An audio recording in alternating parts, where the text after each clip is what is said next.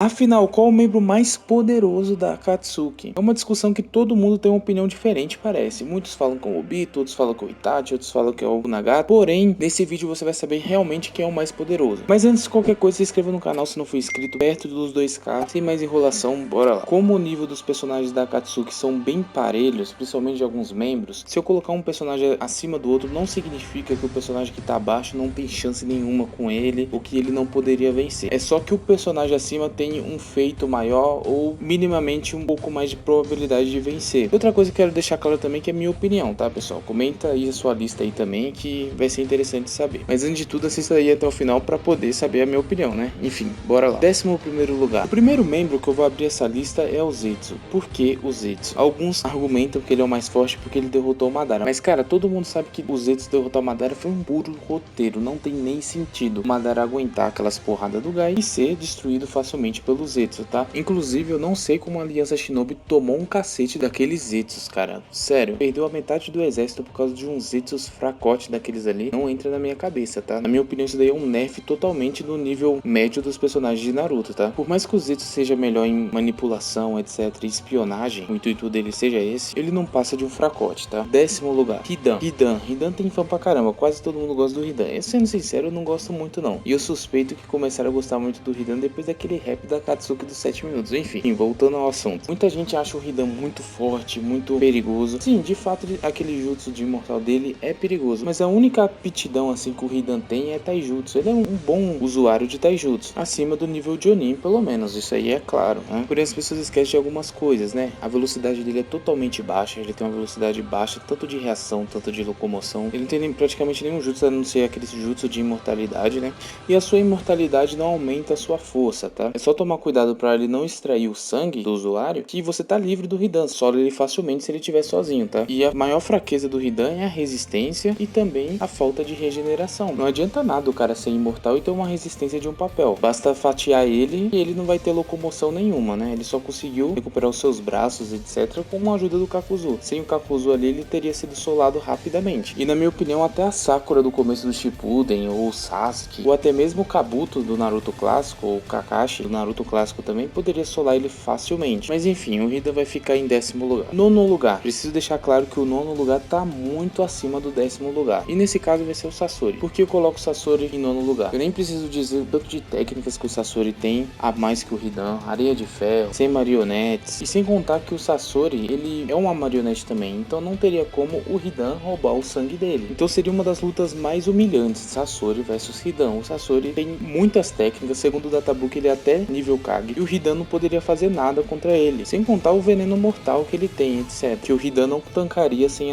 o seu jutsu lá de ficar imortal, né? E ele nunca ativaria esse jutsu no Sasori, porque o Sasori não tem sangue, como eu disse anteriormente, né? Mas o Sasori vai ficar em 9º lugar, por quê? Porque eu acho que os outros membros acima dele têm uma probabilidade um pouco maior de vencer, porque agora é bem equilibrado os níveis dos personagens, né? 8º lugar, Kakuzu. O Kakuzu tem 5 corações, né? Tem que finalizar ele no mínimo ali 5 vezes, né? Pra poder finalmente derrotar o desgramado, né? Tem uma regeneração acima da média e também tem todos os estilos elementais, sem contar que seus corações conseguem voar. E também, uma coisa muito importante também a ser citada, a sua experiência, né? Ele é um cara que tem mais de 100 anos de experiência, ele lutou contra o Hashirama e saiu vivo, então isso é literalmente um feito muito foda, né? Aí ele empata com o Madara. Por que eu coloco ele em 8º lugar? Ele, na minha opinião, ele tem mais chance de vencer o Sasori. Por quê? Como o Sasori tem as suas 100 marionetes, o Hidan ele tem seus corações com os poderes elementais, então isso equilibraria de certa forma o jogo. Mesmo sendo 5 contra 100, jutsus de fogo combinando os elementos poderiam destruir as marionetes do Sasori. E sobre o veneno, como o Kakuzu ele é muito resistente, talvez não seria tão fácil penetrar. Uma coisa que poderia funcionar seria a areia de ferro, porém eu vejo o Kakuzu com mais recurso para finalizar o Sasori, mas como eu disse anteriormente, ele tem chance de perder também. Enfim, 7º lugar, Deidara. O Deidara talvez seja um dos personagens que eu tenho mais hate na obra de Naruto, cara. Eu não gosto do Deidara, velho. Mas uma coisa eu preciso admitir, o cara é muito estratégico, mano. E é muito irritante lutar contra ele. Ele tem as suas argilas, né? Ele pode voar através do seu pássaro de argila. Tem técnicas muito perigosas, principalmente aquela de microbombas. E também tem aquela sua técnica mais foda, que é aquela técnica kamikaze que ele explode tudo, cara. Por mais que o Sasori tenha muito recurso pra vencer o Deidara, isso daí é um fato, né? Eu acho que se a luta fosse até as últimas consequências, né? O Deidara teria mais chances de vencer. Porque ele é muito estratégico. Porém, Sasori, Deidara e Kakuzu, na minha opinião, são bem parelhos eles os três, tá? Sexto lugar eu vou colocar a Konan. Por que eu coloco a Konan acima de todos os outros? A Konan tem um jutsu muito apelão, cara. É o jutsu lá dos papéis de bombas. E esse jutsu poderia vencer qualquer membro da Akatsuki se ele bobear, tá? Ela só perdeu pro Obito por causa do roteiro, porque o Obito precisava participar da Quarta Guerra Ninja, né? Mas como ela tem um jutsu que poderia vencer qualquer um da Akatsuki, porém, numa luta casual contra os Uchihas ou contra o Pain, etc., talvez ela não teria tanto sustain na luta, eu coloco ela mais abaixo. O quinto lugar eu vou colocar o Kisame. O Kisame talvez seja um dos personagens assim que tem mais chakra da Akatsuki. Se não me engano é o que tem mais, né? Junto com o Nagato ali, que é um Uzumaki, né? O Kisame, ele tem chakra nível Biju, né?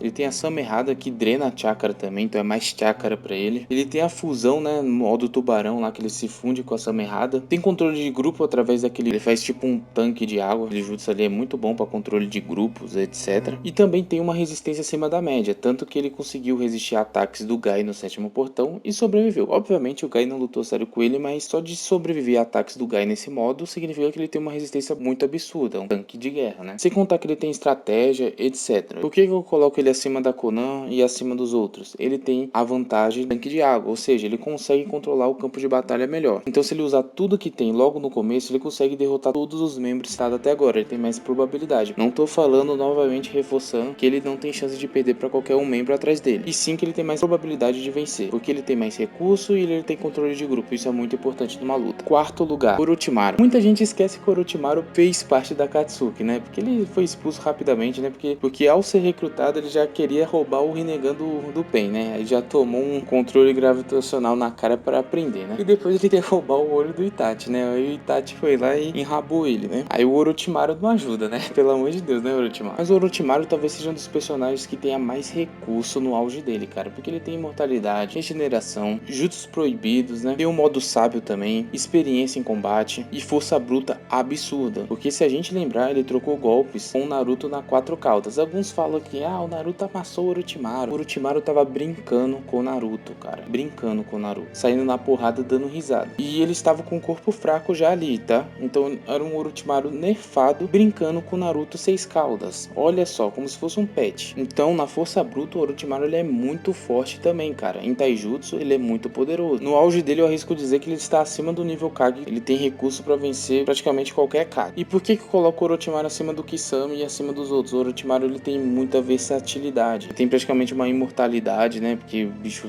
gospe ele mesmo ali e tal. Regeneração absurda, invocações perigosas, etc. Ele tem muito recurso para sair das ciladas de todos os membros citados até agora. Então por isso que eu coloco ele tão alto nessa lista. Terceiro lugar. Bom, agora talvez seja a parte mais polêmica do vídeo. E eu deixei chegar até agora para avisar uma coisa. Eu vou considerar o auge dos personagens. Então o Ben e o Itachi, obviamente, eu vou usar as suas versões Edo Tensei. Por que eu vou usar suas versões Edo Tensei? Porque ambos, quando estavam vivos, não estavam no seu auge. O Ben lutou contra o Naruto bichado e o Itachi lutou contra o Sasuke bichado também. Uma prova disso é que o Nagato, né, depois quando ele vem com o Edo Tensei, eles literalmente subjugam o Bi e o Naruto MK1, que é muito mais poderoso que o modo sábio, facilmente. Ele ia solar os dois. Se não fosse o Itachi, ele solaria os dois. Deixando isso claro, bora lá. O terceiro colocado, eu vou colocar o Obito. Por que eu coloco o Obito? Por mais que ele tenha o Kamui, que é uma técnica muito irritante de se lidar contra, se você não tiver o Kakashi do seu lado, né, pra te mandar pra outra dimensão pra arrebentar o Obito na porrada, e ter células de Hashirama, experiência em combate, nível Kage aos 14 anos de idade, né? Eu coloco em terceiro lugar, por quê? Porque ele não tem tantos recursos quanto os outros. Se fosse o Obito, o 2 Mangekyo Sharingan, o Susanoo, né, ele passou esse poder pro Kakashi, seria outra história, tá?